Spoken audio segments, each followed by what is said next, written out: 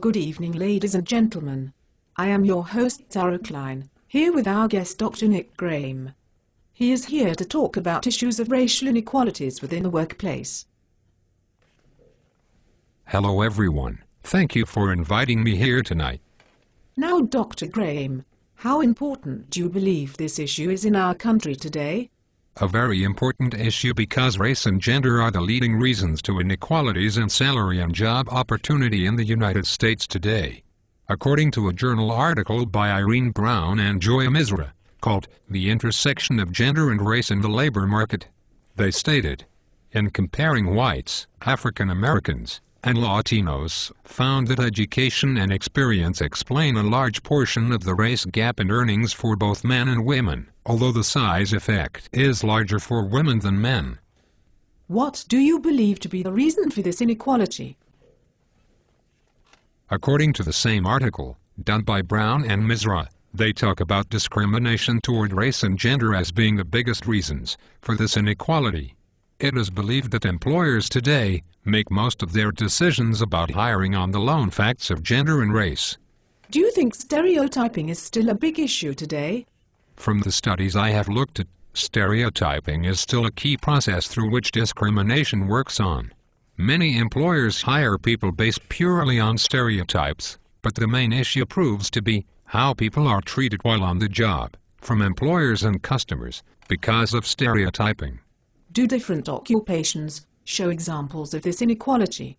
According to a journal article Chang-Won Kim and Arthur Sakamoto called The Rise of Intra-Occupational Wage Inequality in the United States, they looked at the difference between occupational wage inequality and within occupational wage inequality. The results showed that wage inequality is largely within detailed occupations, and the rising level of wage inequality across this period is mostly unrelated to changes in the distribution of workers across occupations at all. What do you see for wage inequalities among genders?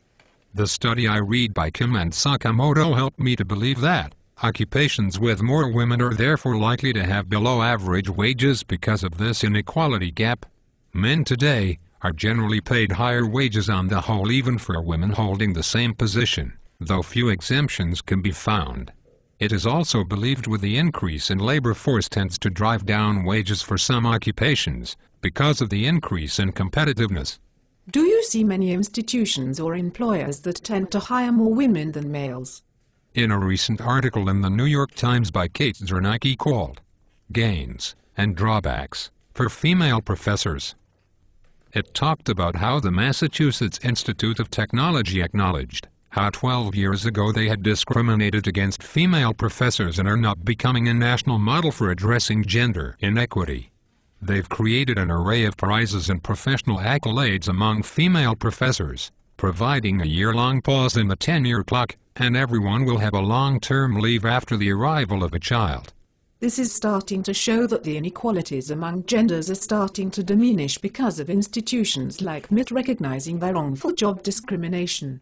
Yes, but according to a study done by Vincent Rosigno called Social Closure and Processes of Race/Sex Employment Discrimination, it showed that the distribution of serious race/sex employment discrimination cases lay supremely for white female being 26.9%, black male being 28.4%, and 32.9% for black females. This discrimination highly results in harassment and expulsion within the working environment.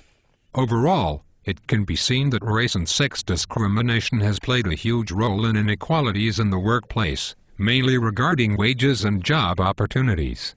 Much work has been done to shrink the gap of this inequality, but it is still evident in almost every workplace today, and proves to be a huge problem that our country needs to find an answer to. It is up to the institutions themselves, as MIT did, to stop this inequality and treat all men and women of all races as equals without discrimination. Thank you very much for being here today, Dr. Graham, and for your powerful words about inequalities in the workplace. Thank you very much for having me tonight. Good night, ladies and gentlemen.